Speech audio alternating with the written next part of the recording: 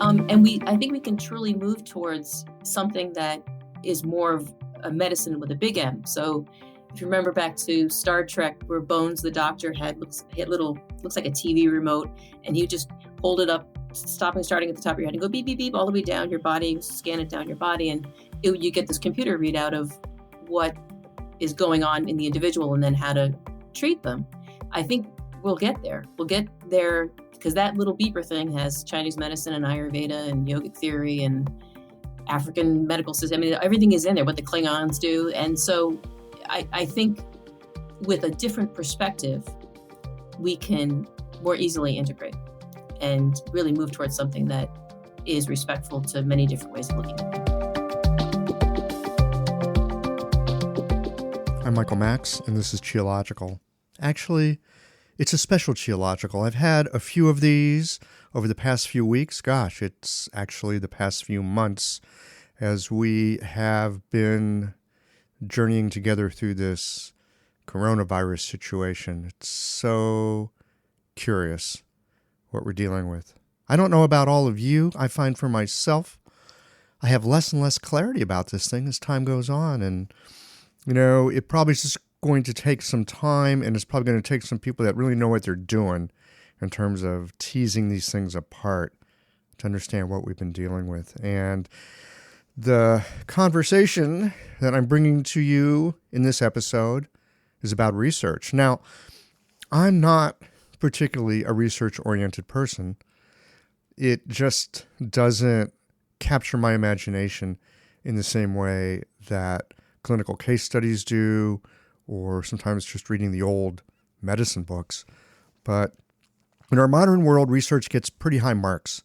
There's that whole evidence-based medicine thing. And, you know, on the other side of it, the scientific method, when it's applied really well, can help us to look beyond our biases and help us to look beyond our preferences. And so good quality research can be really, really helpful in helping us to tease apart what reality is actually about. Seems to me, though, that quite often in our acupuncture community, we don't really use research as a way of better understanding our medicine. Mostly I see that we use it as a kind of advertising. Hey, folks, look, research shows that acupuncture does something, so you should come in and see me. But that's actually a conversation for another day. Today, I bring you a conversation with two talented women who are involved in research and research design. They are part of a project along with the Seattle Institute of East Asian Medicine to do some research on Chinese medicine on its own terms, how Chinese medicine might help with treating COVID-19 using Chinese herbal medicine formulas in raw form prepared the traditional ways. For me, this is very exciting because it's an opportunity to find out something about our medicine and maybe even find out something about COVID-19 that we didn't know about before. Because this research is not about does it work or which formulas are best. It's really taking this very large view. These women are looking for a big data set so that with good observation, it would be possible to craft some good questions to then do further research upon. These conversations come to you through the generous support of our sponsors and members. Blue Poppy, your new one-stop shop, has speedy shipping options on everything that you need for your clinic. It's Women's Health Month at Mayway Herbs. Check out their new website for learning resources on helping women with herbal medicine. Are you a creature of habit? How about making a change that helps your patients and the planet with AccuFast needles? And later in the show, raising your fees doesn't have to be a difficult process.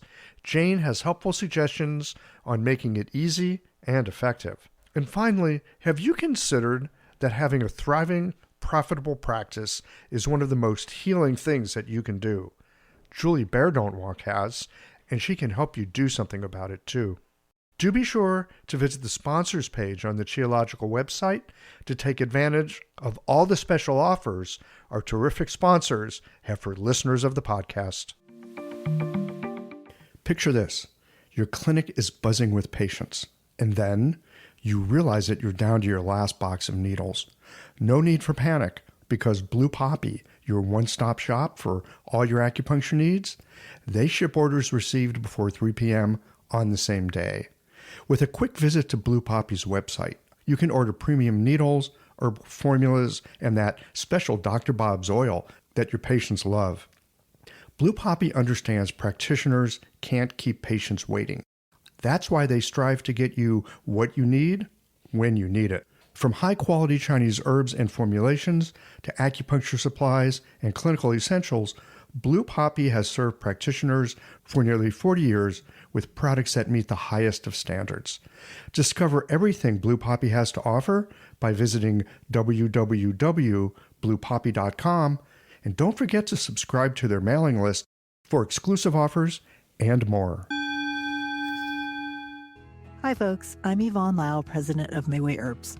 May is Women's Health Month, and as a women-owned and women-run business, we especially love how Chinese medicine can support wellness through every stage of a woman's life.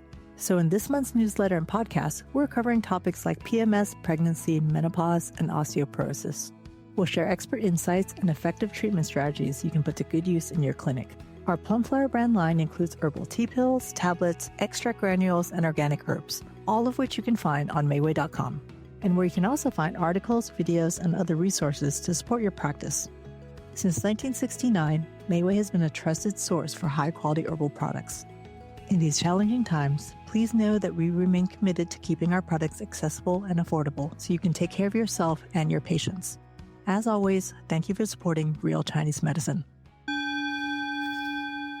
Daily habits and routines feel comforting, familiar, easy, automatic. That's the power of repetition. You've worked out the kinks and can do it with your eyes closed. But what if you shook things up? What if you ditched the old routine and tried something new?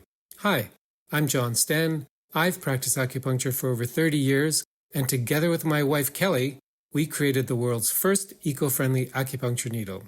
The AcuFast earth-friendly needle system cuts your packaging waste by 60 to 90%, depending upon your needle type, speeds up your needling, gives you more control, and best of all, while you're healing patients, we plant a tree for every 2 boxes your clinic uses. Thousands of acupuncturists have already made the switch. In just the last year, they've helped plant over 16,000 trees. Since we started, that number has grown to over 50,000. So break the routine. Be the change. Visit acufastneedles.com. Your patients and the planet will thank you. So I'm very excited to bring you Lisa Taylor-Swanson and Lisa Conboy. I had a wonderful time talking with these two women. I think you're going to really enjoy this. I think it's really important to try to get you as much information as I possibly can. All right, that's enough jawboning for right now. Please enjoy this conversation. Hey friends, welcome back to Qiological. Today is kind of a special show. This is coming to you in the midst of the coronavirus time. There's so much uncertainty with this, and there's so many questions about it.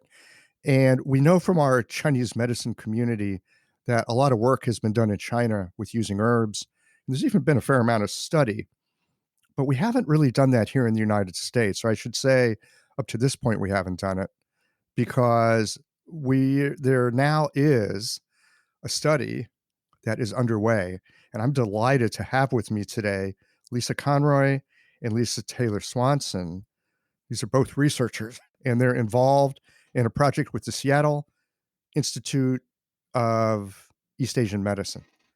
And we're going to be talking about research design and how you research, how you find out something about this illness and how Chinese medicine can help. So I'm going to have each of you introduce yourselves, and then we're going to find out about how in the heck you can wrap your mind around creating a research structure to figure out how Chinese medicine is helpful in this particular moment in time. Lisa Conroy, let's start with you. Thanks for having us on the show, Michael. I'm Lisa Conboy. I am the research director at the New England School of Acupuncture here in Massachusetts, and also part-time instructor at Beth Israel Hospital at Harvard Medical School. Great. And Lisa Taylor-Swanson, tell us a bit about yourself.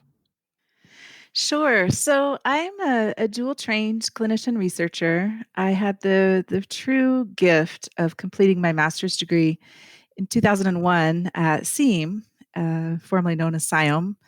And by year 10 or so of private practice, I was in Tacoma, Washington. I really loved seeing patients, but I missed research. I had been a very active researcher as an undergrad. I was lucky back in the 90s to have a paid research job for 3 years. And really, actually, the research that I was participating in and helping to conduct introduced me to dynamic systems theory, which briefly is like a holistic way of looking at phenomenon, you could say. And that was in psychology. And it was that theory that led me to East Asian medicine. So again, I finished my master's degree and missed research. I then completed my PhD at the University of Washington and then joined the faculty at the University of Utah in 2017. I completed some case studies when I was a clinician, something to do basically, and it was all I could do, being busy with employees and raising a family and so forth. And then since joining the faculty, I'm just so happy. I love my job, and I have the good fortune of working with Dr. Conboy and others on this study as well as other projects. And really, honestly, I didn't think that I could make a research career in East Asian medicine and not be on the tenure track and find the job security that I would hope for. But happily, I'm busy as a bee, and all of my work is focused on acupuncture and East Asian medicine's efficacy, effectiveness, and that's Yeah. a long intro. Well, and for those of you that are familiar with the podcast, Lisa's been on before. Uh, you can go listen to those episodes. We get kind of deep into the weeds on some different kinds of models of doing research. Many of us are really only familiar with like double-blind studies or some very conventional stuff. Lisa's thinking is way out of the box, and so I'm delighted to have both of you here. Wow, look, we got an epidemiologist, we have a Chinese medicine person. They're both research geeks, and you guys are working with SEAM on a study about using Chinese medicine. Tell us a bit about what you're doing with this. The thing that I am most curious about, since I don't understand a lot about research, and in many ways, I think I've got some very conventional ideas about it, right? Double-blind studies and very controlled environments. But we're talking about medicine in the wild here. Love to hear how you guys are thinking about creating a study, and then tell something about that study as well. But let's start with, what ways are you employing looking at how to figure out how Chinese medicine is helpful in the treatment of COVID-19? The challenge is we have a real gap in our knowledge about Chinese herbal medicine in particular. We have a real dearth of evidence base. There's not much to build upon right now. And so given that patients are suffering and given that clinicians are ready to treat them, the faculty at SEAM thought, well, okay, we can't treat patients in person, but we can have telehealth consults. And we obviously can't provide acupuncture to our patients because we can't touch them right now. But we can, have a no contact drop off or pickup of Chinese herbal medicine. And so this study is focused exclusively on the real meal deal, honestly, of Chinese herbal medicine, which is individualized prescriptions of loose herbs and cooked up as a tea and, consumed usually a cup or so twice a day. And honestly, as a clinician researcher, this horrific moment has provided an unbelievably rich opportunity because, again, with Chinese herbal medicine, the reason we have such a gap in our knowledge is because it's so complex. Of course, Michael, as you were mentioning, what we're all used to is a randomized, double-blind, controlled placebo study where it's, say, one medication compared against placebo, and it's a single medication. The dose never changes. Everybody receives the same exact thing. Right, and Chinese medicine is the exact opposite of that. Exactly. And so we are all on fire because with joy and excitement and working so hard, even without any grant funding, because again, we're studying exactly as it's practiced. So it's what's called a pragmatic design. Pragmatic design. What's that look like? So it looks like clinic, basically. It's really about delivering care as it's typically delivered, as compared to a controlled trial, which would be an efficacious or efficacy study, where we're looking to see, oh, does this outperform that? And you have to control it. And that's where you'd have, say, everybody gets Yuping Fengsan. Well, we're not interested in that. Yeah, we know that's not going to help. But how do you figure, so how do you decide what's helpful and what's not? I mean, one of the things about, a double blind or a controlled study is you can hold some things steady and you can have other things that are variables. It sounds like with this pragmatic study, it's very much what Chinese medicine is. It's all variable. How do you know what's helpful and what's not? Well, I think that's a strength of the type of design that we're doing. So we're collecting, and actually, many researchers think this, it's part of research theory, like before you know the mechanism of something, before you know how things work, like A to B to C, we should start with description. You should start looking at what is actually happening. And arguably, we haven't really done that very well in the United States with many alternative or integrative therapies. We kind of rush into the randomized controlled trial. But if you don't know what the mechanism of action is, you can't control. What are you controlling for? So a great design, a great reason that this pragmatic design is going to be useful right now in particular, is we get to see how things are actually practiced. We get to put, just like with a randomized controlled trial, we've set into place structures to catch what's happening. So when you have a randomized controlled trial, you're creating the groups, but you still have to figure out what the measurements are, how often you're going to check in with people, how long do you watch them for? Do you watch them for a year, for a week? And so we get to put all those structures in, along with federal oversight too. There's federal, there's administrative and oversight, like FDA oversight type things that we have to do. But we're starting with what's actually happening. So we will get a lot of information out of this trial. It probably won't be this herb works for everybody, because that's not how the medicine is practiced anyway. But the goals are really different. It would be premature to have a randomized controlled trial at this point, unless it was huge and we could properly control for all of the diversity that comes in a Chinese medicine interaction. I love what you say here about starting with being able to describe. Right. And a few months ago, back when we could go out in a restaurant, my family's out. My wife's 15-year-old niece from China lives with us and goes to school here. And we were out at dinner and we're talking about science. And so we're talking about the scientific method. And so I asked this kid, I go, well, what's the first step in the scientific process? And I'm thinking, make a hypothesis. And she looks at me and she goes, well, the first thing you do is observe.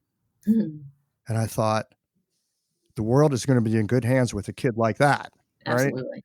I think a lot of us, I certainly did, I skipped right over what is it that we're actually looking at.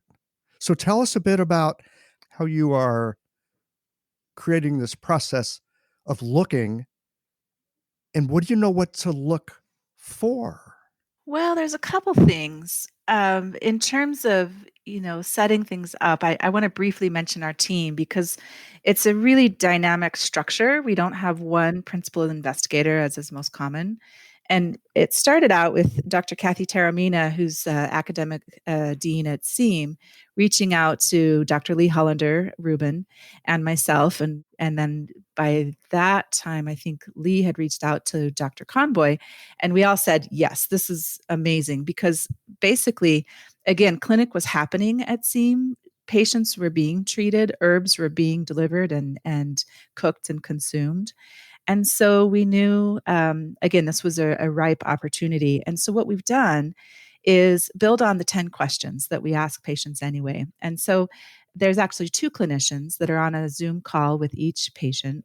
And one of those clinicians will take notes in the electronic health record used at SEAM. And then we export that information, which includes symptoms that are reported and then signs, of course, only the tongue. They can't take the pulse.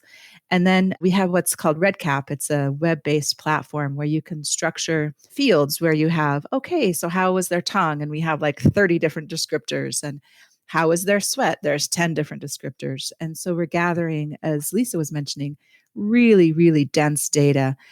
So we can look at potentially COVID-related symptoms, so upper respiratory, GI.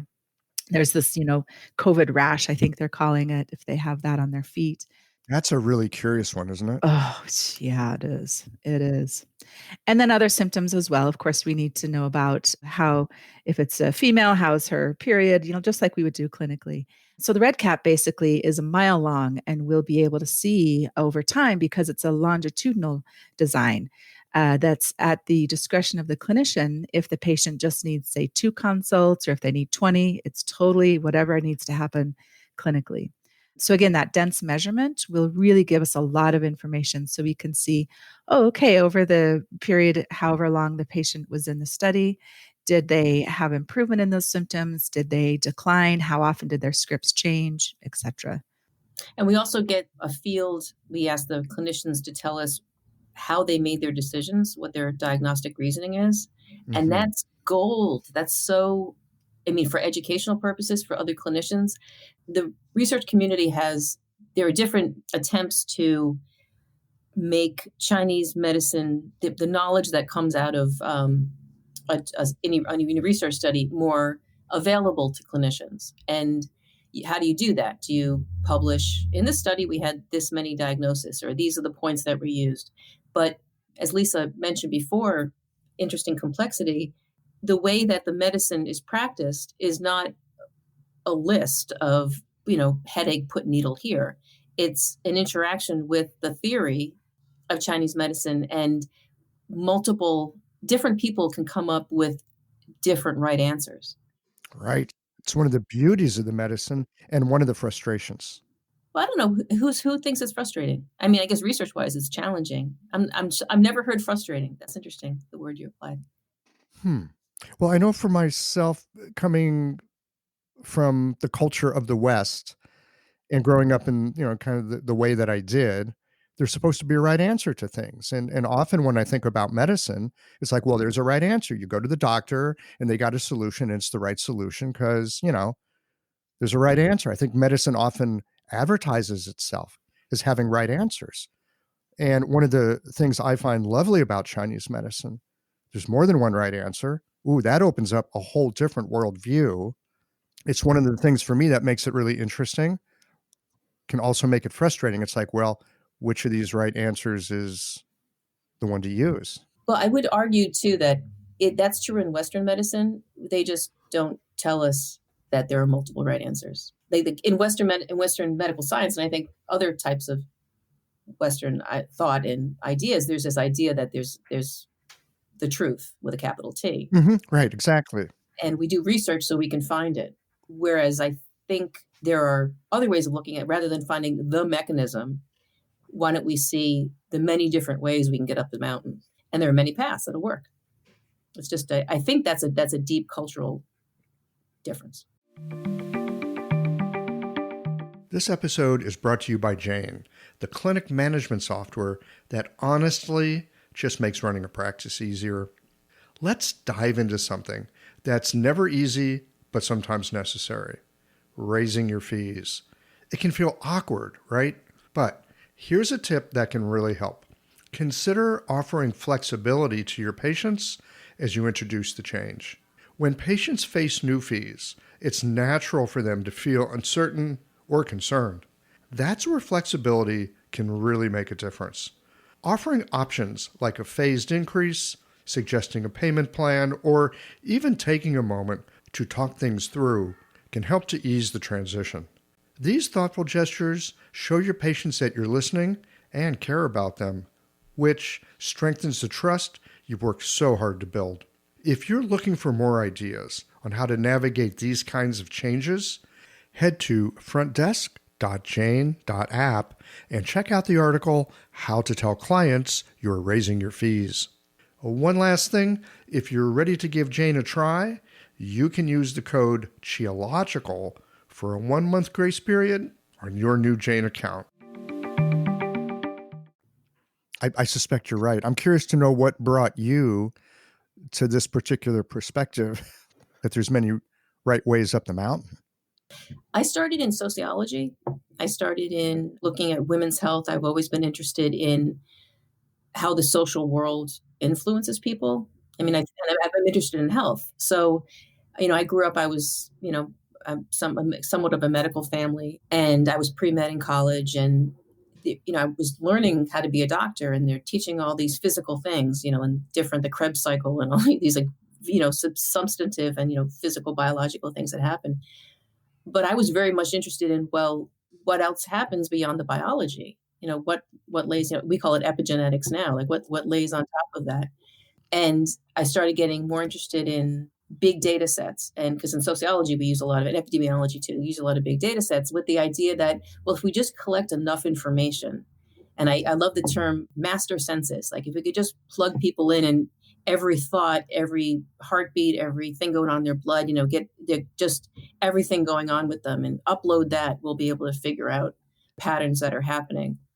We're not quite there yet, but Chinese medicine is pretty close as far as considering the environment and the emotional state and the physical, what's going on in the body, in the patient's body physically, what's going on with the practitioner. They're closer to that master census, or they're close. They're in a different way interacting with that idea of a master census. Well, and it's so different from, again, how I kind of learned science as, a younger person. And the way that science is often portrayed is that you have an impartial observer in one place and they're observing something in another place. And so you have, you can kind of get to that capital T truth. But what you're talking about is looking at the entire system. That includes the person interacting with, quote, the sick person. Right. Yes. Right. And the entire environment, including the sociology and the culture and everything else. One thing that came to mind, Michael, your listeners might be interested in a special issue in the Journal of Alternative and Complementary Medicine, or JACM. It's known as the Blue Journal. And it's a special issue on inter-rater reliability. And there's a back and forth. Lisa and I, with a colleague, Tanuja Prasad, have a commentary in there. But it was a great discussion about this topic of inter-rater reliability is a presumption that you should have reliability between two people looking at the same phenomenon. So say two acupuncturists see the same patient, they should arrive at the same differential diagnosis. So anyway, it might be an interesting read for those who are interested. Yeah, I definitely would be interested in that. It's one of the things that kind of pings around in my head. Yeah, it's like philosophy of science. We assume there is a singular truth, and at some point, many people realize maybe not. Now, what do we make of that? How do we sit in that, like you said, frustration? I might use the word discomfort. It's a little uneasy, a little unsettling. I think discomfort is a better word than frustration. And now I understand what you mean by that. It's hard to see around, beyond, and differently than the way we're trained to look. And people get very emotional. Colleagues get very emotional about whether this complexity is actually a good idea or not. But it isn't just health. There are other sciences, economics, physics, different biological sciences like systems biology. A lot of different sciences are using these kinds of ideas more and more. And one thing that comes to mind is, say, Michael, if you saw a patient, Betty, and come to your conclusions, and I see Betty and come to my conclusions, the fact of the matter is those two consults are not the same, because you and I are not the same. And I might ask different questions or ask them in a different way or this and that. And there's what's called emergence. There's emergent information that comes from only the system components that are present, basically. So you and the patient, or me and the patient. And so literally, I might find out different stuff about Betty that would inform my differential diagnosis. And you might find out different things as well. And I think that's a key part, this idea of information that, is basically alive. It comes to like bubble up to the surface, only dependent upon, again, those system components, those people who are present. I love that phrase, the system is alive. And as a practitioner of Chinese medicine, the idea that who we are and how we are has a big influence on what happens in the clinical encounter. Is it right? Is it wrong? Well, sometimes I think right and wrong are very unuseful frameworks. And it's in some ways more useful to see, is this helpful or not helpful? Yeah. Just different. I mean, I think we get stuck in so many ways in the West in this binary logic of fixation. Is it right? Is it wrong? Is it up, down, left, right, male, female, blah, blah, blah. And clearly we're at a time where we need to think in an expansive and expressive way. And that is insufficient. This binary logic doesn't serve us, in my humble opinion. Yeah, and with that too is this whole disease, health binary idea that this is one of the things I fell in love with Chinese. I'm not a Chinese medicine doctor, but I fell in love with your system, Lisa, because as I talk to more and more practitioners, I love asking the question, is there a perfect state of health in Chinese medicine? And they all say no. There's always some movement. There's always some dynamics. There's always something you can do. And that comes from an understanding of who you are and what your propensities or how you happen to operate. Whereas I think in American culture anyway, we're trained that you're healthy until there's a disease, and stuff like infectious disease. That isn't always the best way to be thinking about your health. Mm-hmm. Tell us more about that. Why with infectious disease is that not the best way to think about your health? Well, I think if you look at some of the public discussions that have been going on around COVID now, there's a lack of understanding that the individual's health is linked to the environment's health. And you can't not have that. I mean, that's the way we're constantly interacting with our environment all the time.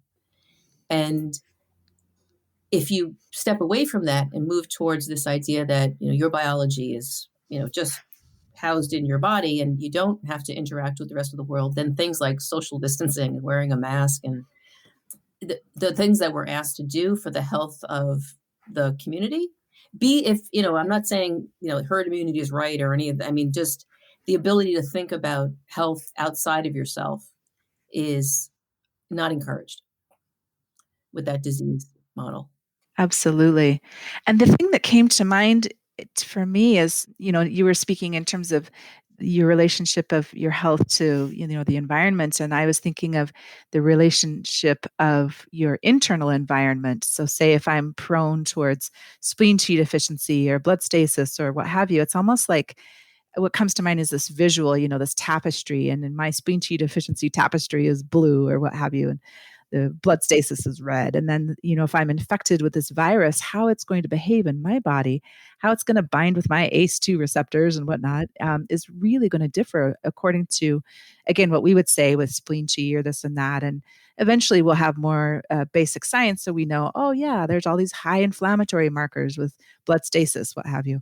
So I know for sure that we will eventually get to a place where we know how that internal environment interacting with, say, a contagion will completely affect how that contagion can influence the person based on their environment or their differential diagnosis. Well, this is a basic fundamental tenet of Chinese medicine. It's not what's the disease, it's who's the person who's having this issue and how are they responding. I really love this image that you just gave us, Lisa TS, of let's just say you've got a certain condition and it's just call it blue.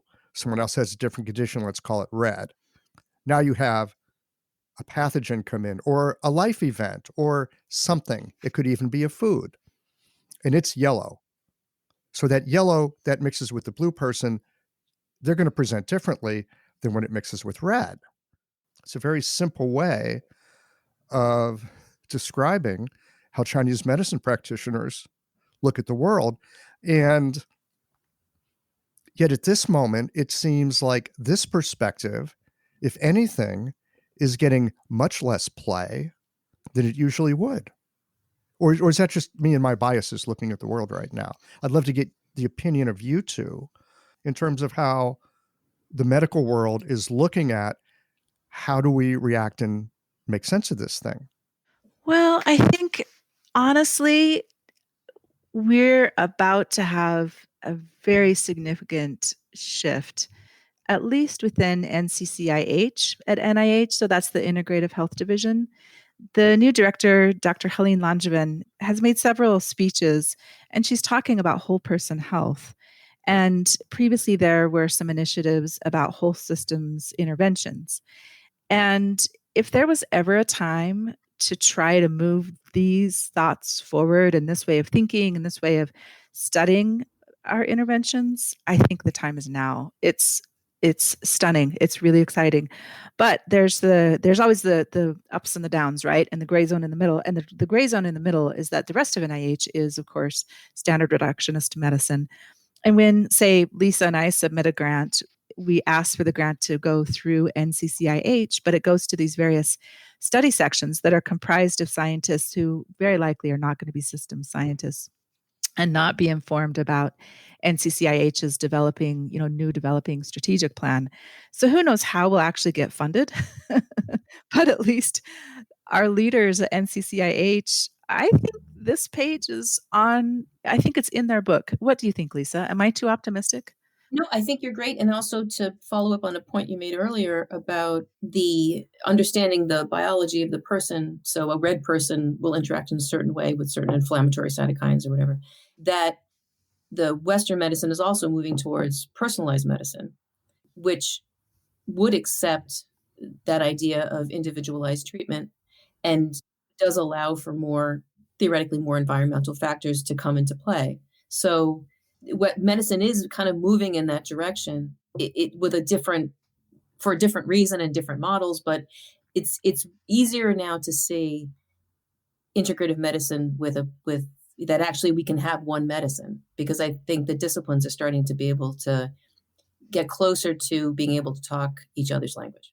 I'm really curious about that one, Lisa Conboy, because, and this is just one person's opinion, I often look at this integrative medicine thing, and it often looks like colonization or like cherry picking.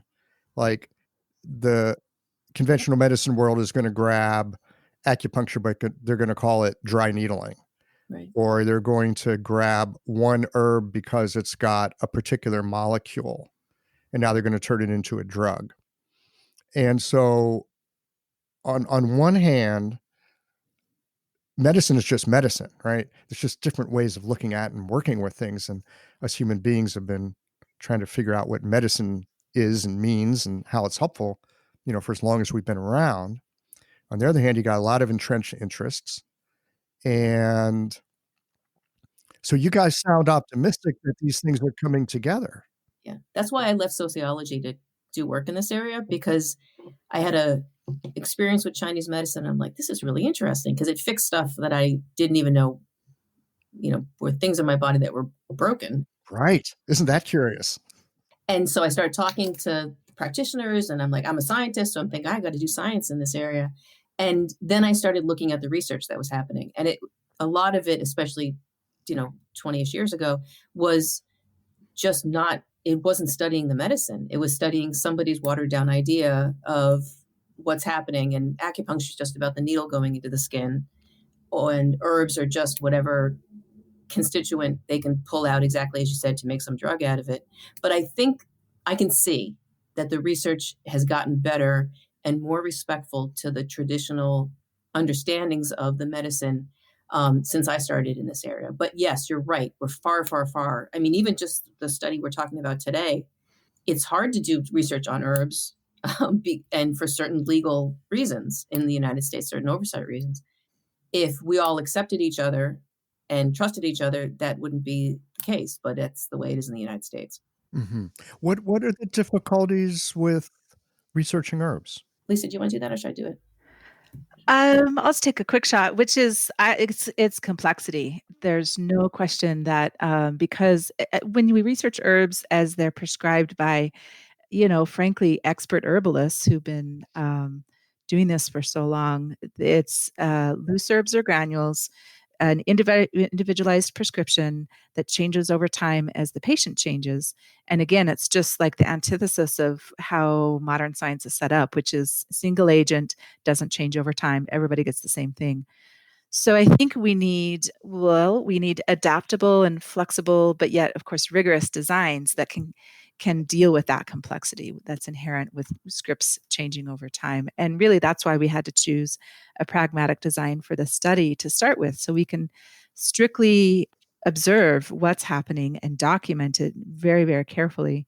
So then later, other questions can build upon that. But that's why Chinese herbal medicine has not been studied. It's just too complex.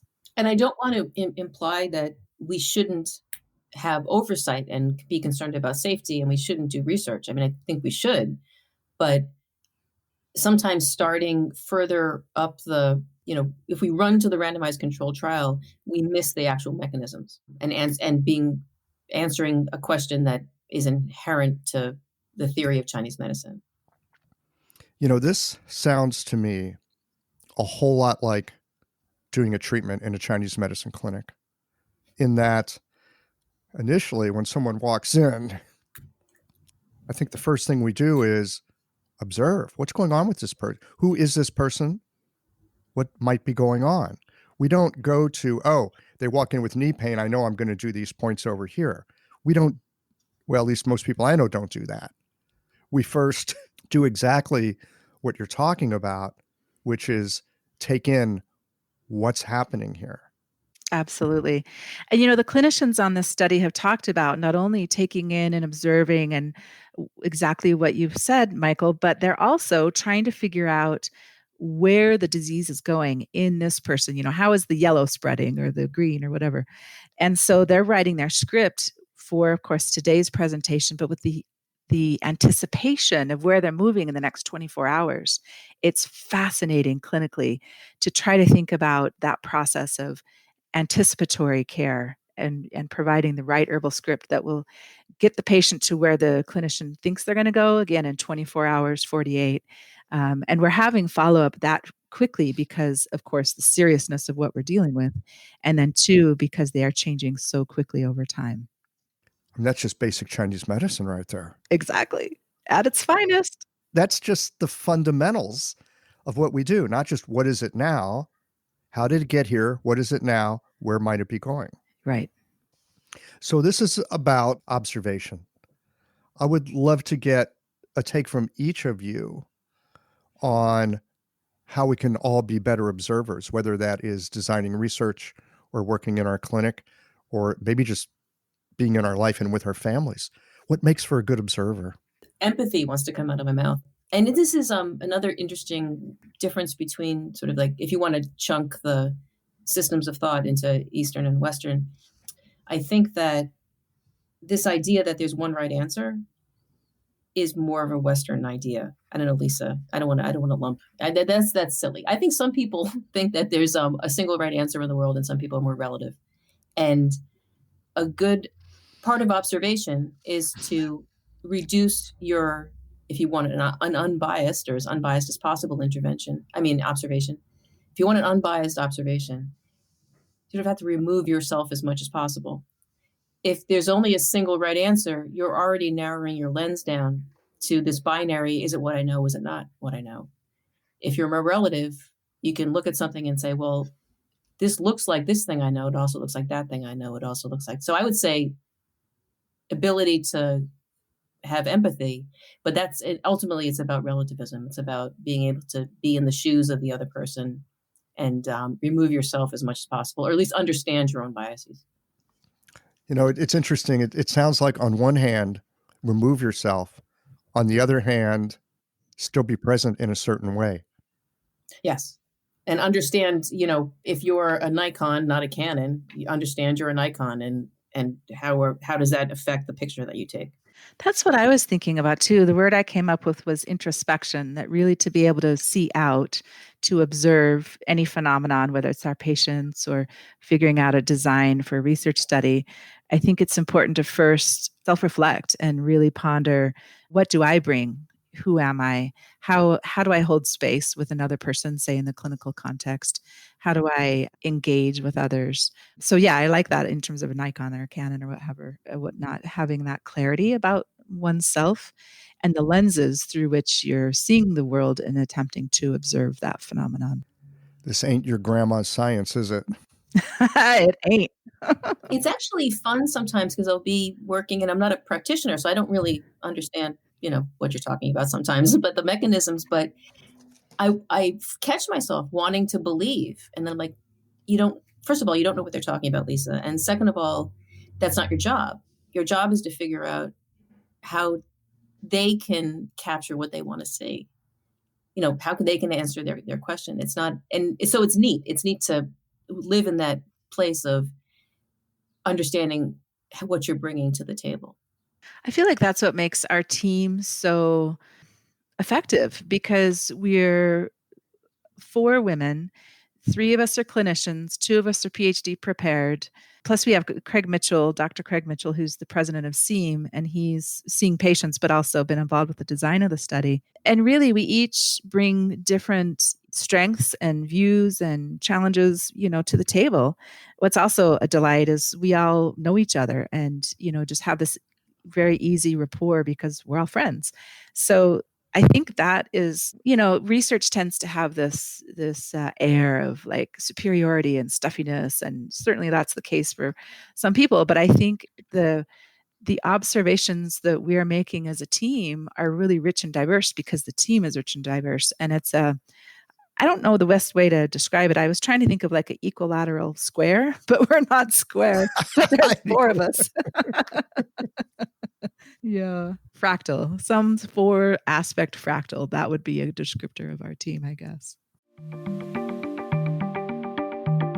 Having a thriving, profitable practice is one of the most healing things you can do as a healthcare practitioner, because a robust business is the ultimate expression of vital chi. And that's the heart of our medicine. I'm Julie Bairdontlock, and I help practitioners grow nourishing, profitable, authentic businesses that embody the generative cycle of Chinese medicine. This isn't about all yang all the time. It's about expanding your own internal capacity, growing collaborative relationships with your patients for ethical patient retention, and marketing as an extension of this medicine, not a necessary evil. You already know that everything is connected in your patients' lives and bodies. The same is true for your business. When we align your systems, your schedule, your pricing, and your offerings with you, we create flow, which means more spaciousness, more impact, and more joy. When you are in the flow, fully resourced in terms of chi, time, and money, your business becomes a source of healing, not just for your patients, but for you. Let's grow something rooted, radiant, and real. Visit lifeflowconsulting.com to learn more. Well, we have had discussions about you in the research that you're doing, and that it verges on chaos, right? You bring some chaos theory in, you bring in emergent systems. Mm-hmm. Emergent system is a really fun concept, and I hear it from time to time. And it always kind of like lands for me as, ooh, that sounds right.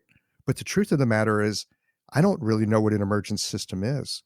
Could you guys help me understand that? I guess the shortest one is the sum is more than the parts.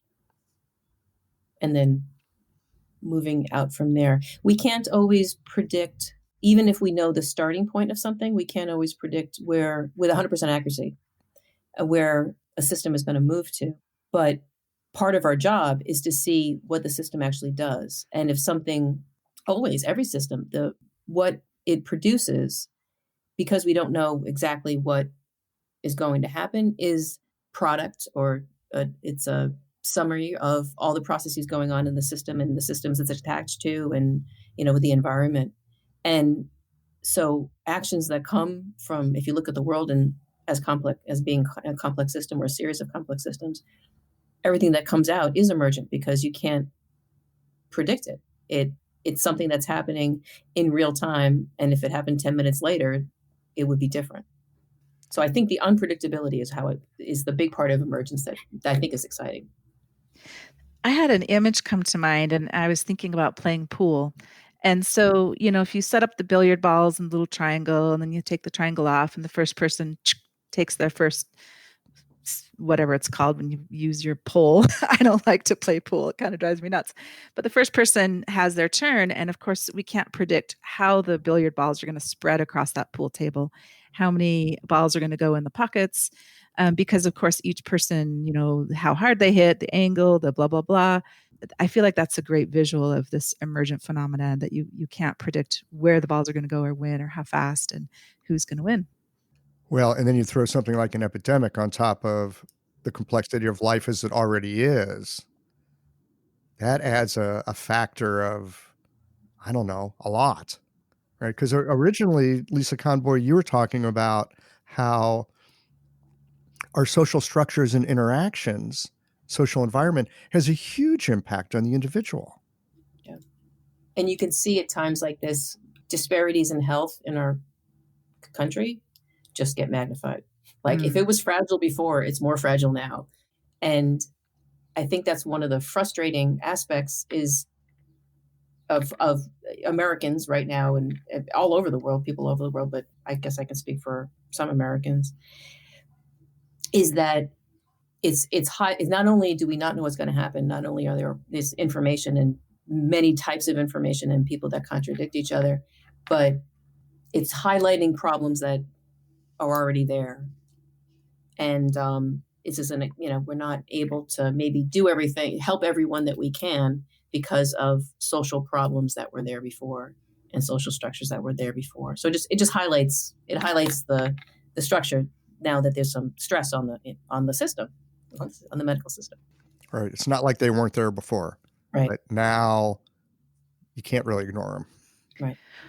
Without question. And, previously people had, either food insecurity or they were in a food desert under, higher incidence of diabetes, hypertension, lots of chronic diseases, stress, financial insecurity, all those things. And then, like Lisa was saying, that stress on the system, both their body system and the healthcare system.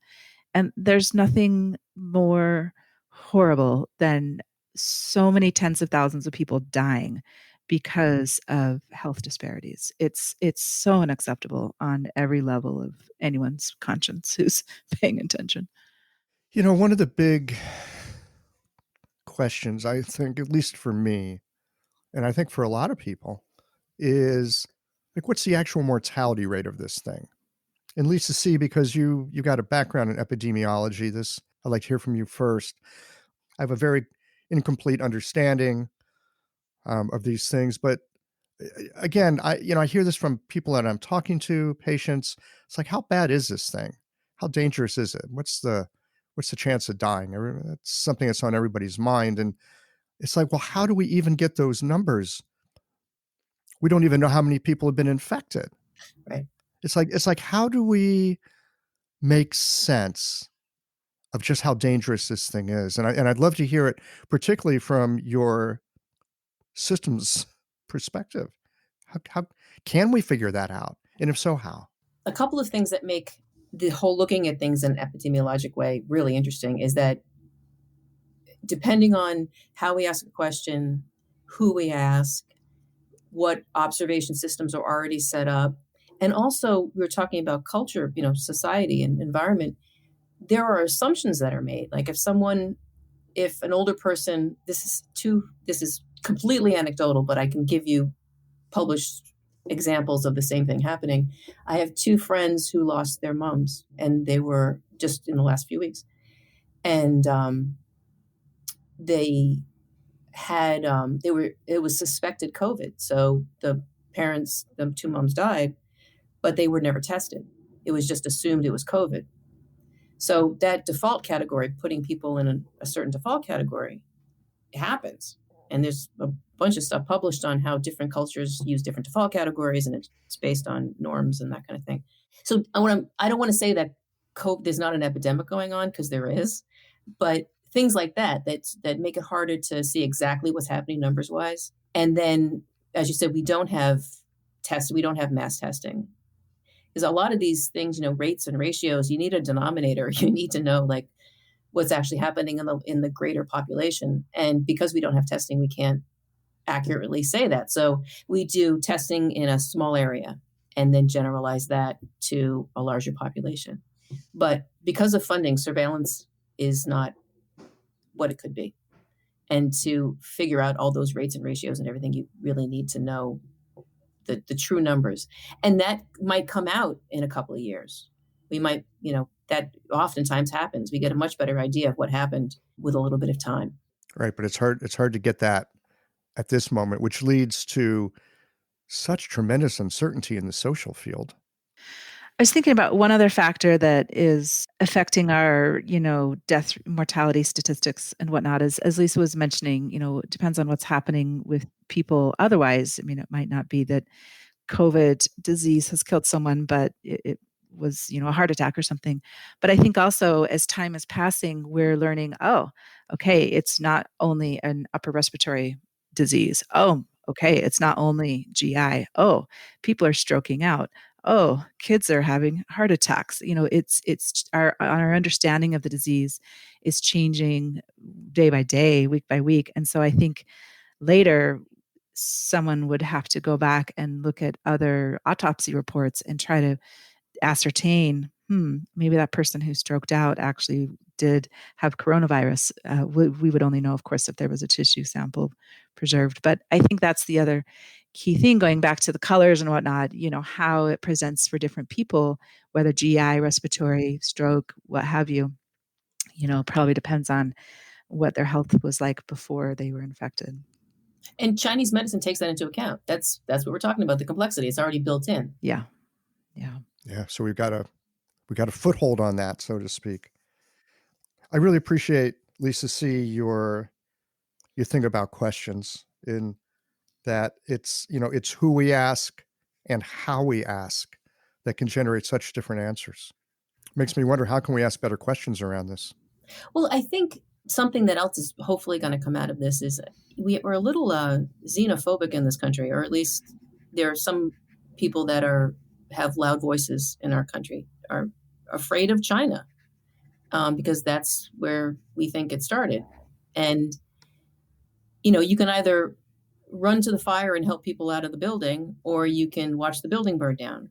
And I think, collaborations like we're doing, I mean, such things could become international.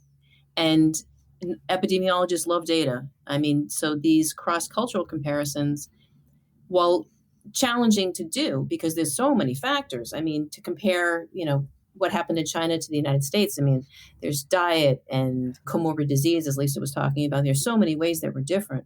But if we gather our data together, those will just become factors like every other factor. It won't be, Chinese culture as this monolithic thing. It'll be like, oh, these people eat less meat or more soy or, whatever, but with time, you can start teasing that out.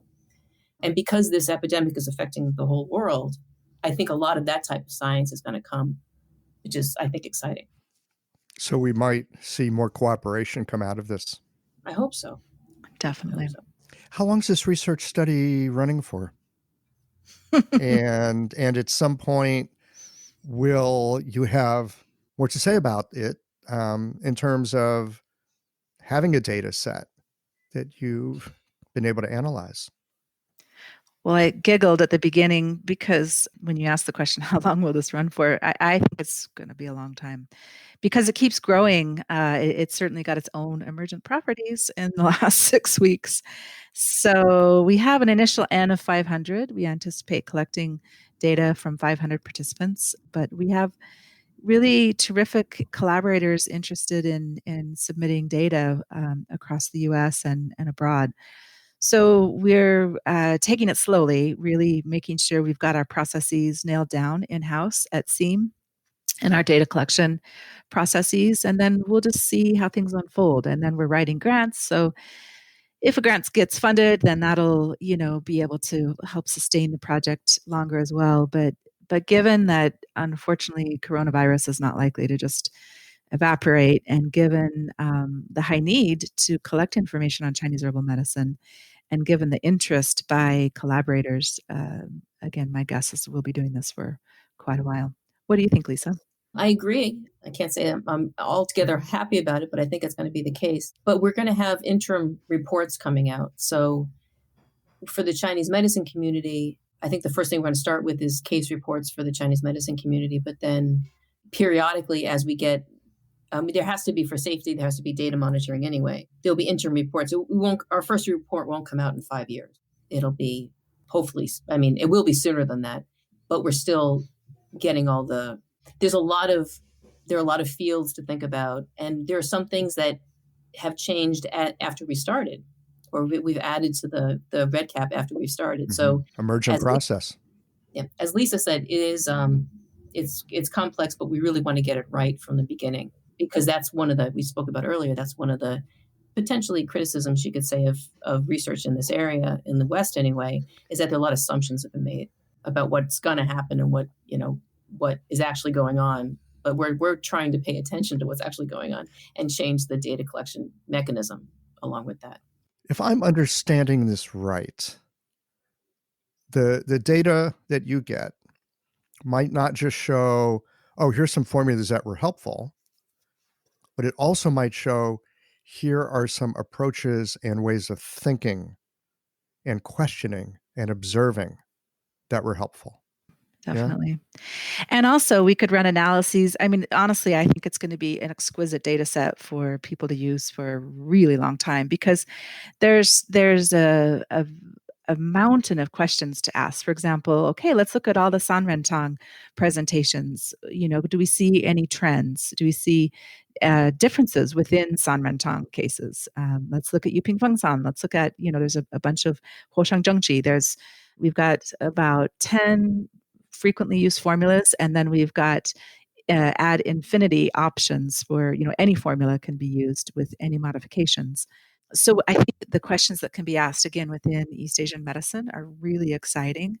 I want to mention briefly that our first directive is to the profession. And so, as Lisa was mentioning, we'll be posting cases and case series to the SEAM website, because we want to get information out to providers. So if someone is an herbalist and really wants to provide care to patients who may have COVID or COVID-related symptoms, there will be, frankly, expert clinicians' information available on the website. It sounds so cool. I could not have imagined when I first started studying Chinese medicine that I'd be hearing researchers talking about Chinese medicine in this way. It gives me great hope. Oh, me too. Michael, we've been friends almost 20 years. Actually, maybe it's 22. And, how the world has changed. And that's the same duration Lisa's been conducting research. We just had a conversation about this last night, actually, Lisa and I. And, the amount of change in the last 20 years with the acceptance of acupuncture in particular, but East Asian medicine in generally. Of course, the presence of this medicine in hospitals, billed by insurance, blah, blah, blah. It's really better than my wildest dreams. And I'm pretty creative. I'm a dreamer, and this is way good. But I think we can't stop there, really, now that there's this horrible moment we're in that's provided this bizarre opportunity to study what we couldn't study before, Chinese herbal medicine. The way I said it to my husband a couple days ago is, I think this project is an offering to those who have died and to those who have lost. This is our humble offering of service to try and, one, provide the best care possible to the patients at the SEAM clinic, two, to the profession to provide the best data possible that's useful to the profession, and three, to the scientific and medical community. How do we provide the most rigorous data possible to demonstrate what I'm biased in my thinking as that Chinese herbal medicine is powerful, it's effective, it's safe, it's deliverable, it's translationable, so to speak. We can translate it to healthcare systems. If we can generate data that honors those we've lost, honors the medicine, and then it happens to be clearly and precisely and rigorously enough collected that we can inform policy, then I'm done. That's my career goal. Signed, sealed, delivered. Well, it makes me grateful for the troubles that we're in at this moment, to have this kind of an opportunity to make this kind of an impact, and that we have the two of you who have these ways of working that can help us to get this information and make it useful to the whole world. Yeah. I wish I knew the I Ching better, but I think there's the crisis and opportunity. Yeah, Chrisopportunity. Crisotunity. That's actually the Simpsons version of it, but it is. I love that idea that to wish someone interesting times is kind of a curse, and within crisis there lies opportunity. Yes, the actual characters, it's just not one of those like fortune cookie things. But yes, crisis is both danger and opportunity put together. It's another good reason to go study some Chinese, y'all. Oh yes, I wish I remembered what I'd learned at SEAM. Lisa, any final closing thoughts before we wind this down for today?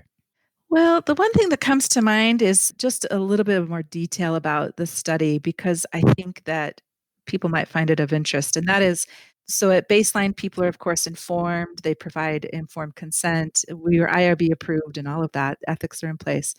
And then they have their first telehealth session, usually within a day or two. Again, this is such a critical condition that we are seeing them quickly. Then there's a no contact pickup of herbs. Either they send a family member or a friend if they're in the Seattle area, or if it's too far away, they're mailed. And then the herbs are cooked at home. They drink their tea. Then a research assistant follows up 24 hours later and asks them, are you doing better, the same, or worse? If they're doing better, then that's great. They continue taking that formula. If they're doing the same, there's additional questions that are asked to really suss that out. If they're doing worse, they're immediately referred back to the clinician. They're seen again. The script, is altered in whatever way is appropriate and applicable. So again, there's that 24, 48-hour follow-up after every herbal consult. And then we also have follow-ups later, 3-month, 12-month, et cetera. And again, the design is completely according to the patient's need and presentation and determined by the clinicians. So patient number 101 may have 2 consults and then 24, 48 after each of those, and then the additional follow-up. So maybe we'll have 6 to 10 data points. But patient number 102, maybe they're unfortunately very, very ill and slow to improve. They may have, 20 consults and have hundreds of data points, or almost hundreds. So just to give some more of the design information in case that's of interest. Wow. I am struck by the tremendous opportunity we have at this moment, and much appreciation to the two of you and the rest of your team, and to the folks at SEAM. All y'all's listening at this point, we're going to be following up with another interview here in the very near future, talking to the clinicians at SEAM, so that you can get the inside clinic view of how this is all working. So thanks so much for your time today, Lisa and Lisa. Thank you. Thank you, Michael. It's a pleasure.